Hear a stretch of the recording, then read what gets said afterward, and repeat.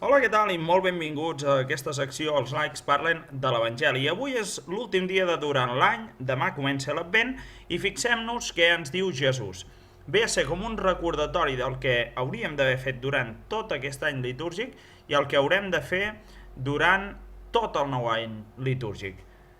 Jesús diu que digué als seus deixebles. Nosaltres, si ens considerem deixebles, hem de fer cas d'això. Vosaltres estigueu alerta, que l'excés de menjar, o l'embriaguesa, o les preocupacions de la vida no afeixuguin el vostre cor, perquè de cop i volta, com un llaç, us trobaríeu a sobre aquell dia que caurà sobre tots els habitants de la terra.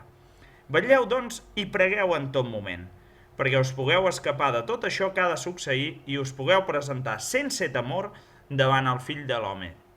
Quin resum tan extraordinari de l'actitud que ens demana Jesús.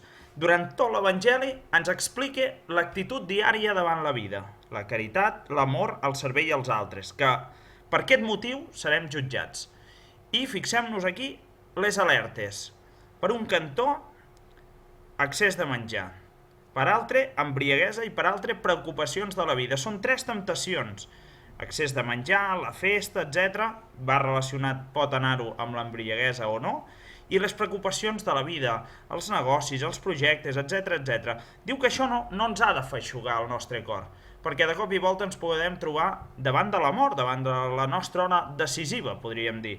En canvi diu, vetlleu i pregueu en tot moment, perquè us pugueu escapar de tot això que ha de succeir i us pugueu presentar sense temor.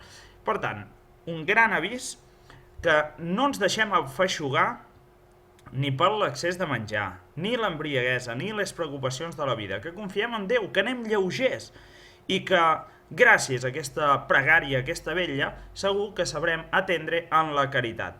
Són les dues cares d'una mateixa moneda, l'amor.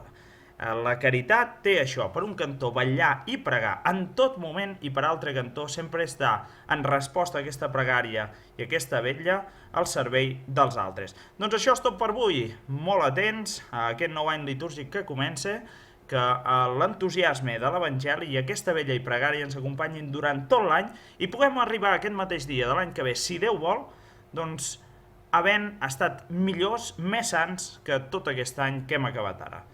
Gràcies per la vostra atenció i fins aquí els likes parlen de l'Evangeli.